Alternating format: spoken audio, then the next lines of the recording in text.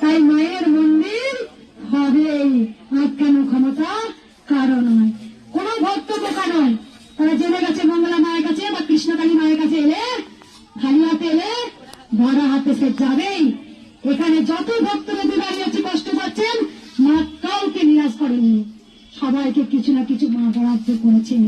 যে মুখে হরি কথা বলেন, কৃষ্ণকালী মা কাউকে নিরাশ করেন না। কেউ মরে গেলে, কেউ চলে গেলে দুঃখ করবেন না, নিজেকে হারাবেন না। মনের চোর রাখুন, মনের চোরই হচ্ছে 200% জোর, কারণ আমাকে ভেঙে আমি আজও পড়িনি।